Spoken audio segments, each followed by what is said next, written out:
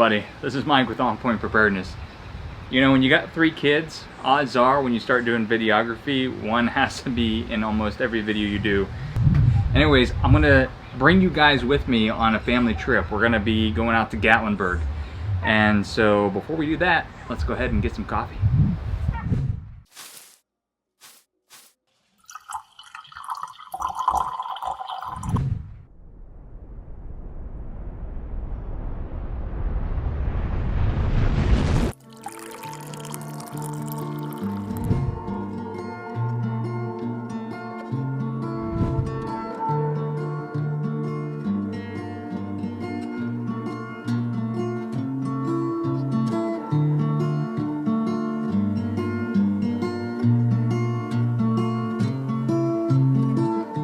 So on this trip, I really have no idea what I'm going to film.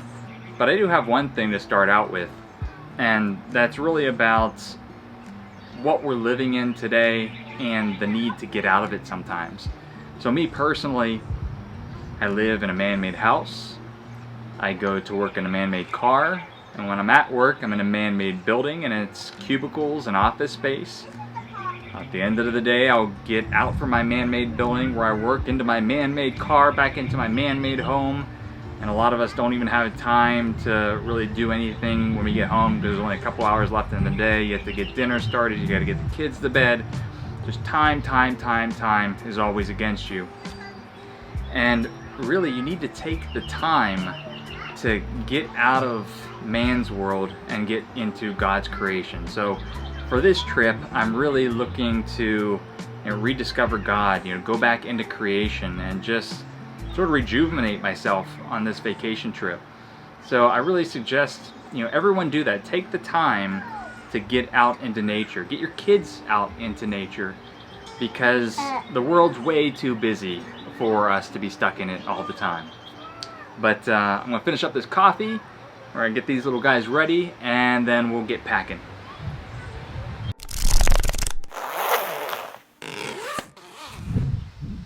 Alright, so what is Mike from On Point Preparedness going to bring on a vacation trip, being that I'm a prepper? Well, first, camera gear. Alright, and what else? Well, obviously, get home bag. Alright, and what else do we need? How about my scout kit? I did a video on this a long time ago. There will be a link in the YouTube description box if you want to check this out, but check that out. That's a knife. Alright. Alright, what else? I did a video on this on my backup channel. How about my high lift jack for escape and evasion? Right there. Alright, now I'm missing something. I'm going into the Smoky Mountains, going to Gatlinburg. What else do I need?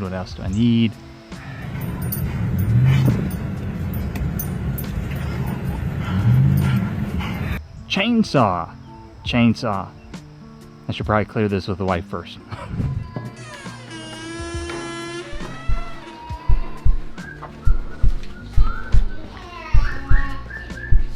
Bring the chainsaw.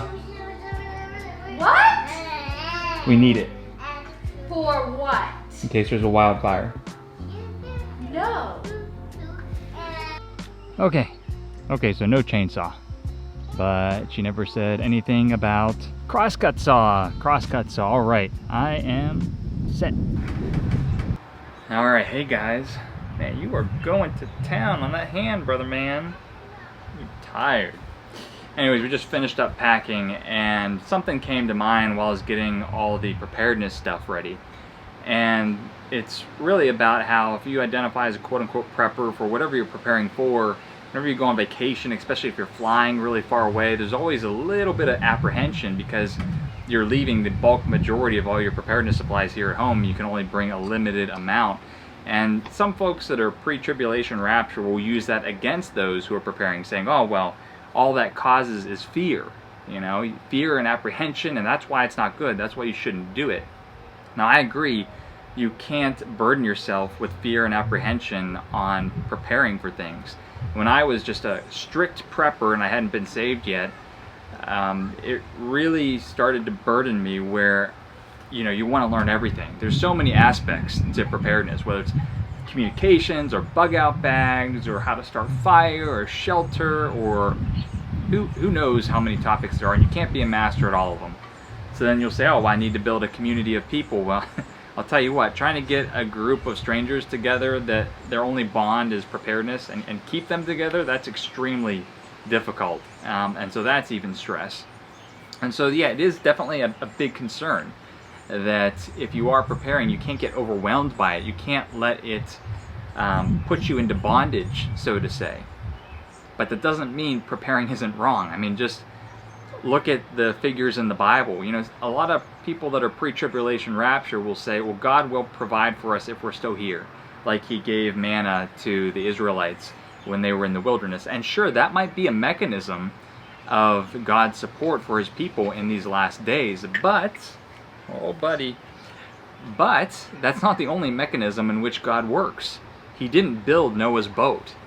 He didn't collect the grain for Joseph. There was a lot of people that had to, in faith, follow out God's instruction.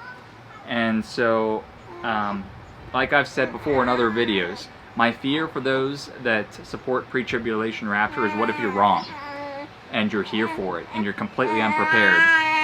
Will that lead to a loss of faith? I think for some that it really could.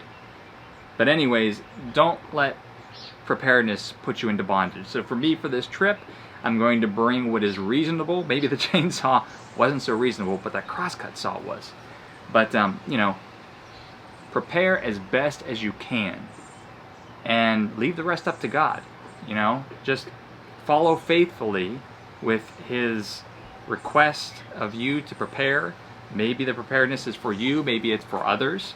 But then just recognize that you still have to live your life. You still have to, bear the fruit of the Holy Spirit, patience and love and humbleness, and not be burdened or put into bondage by your preps.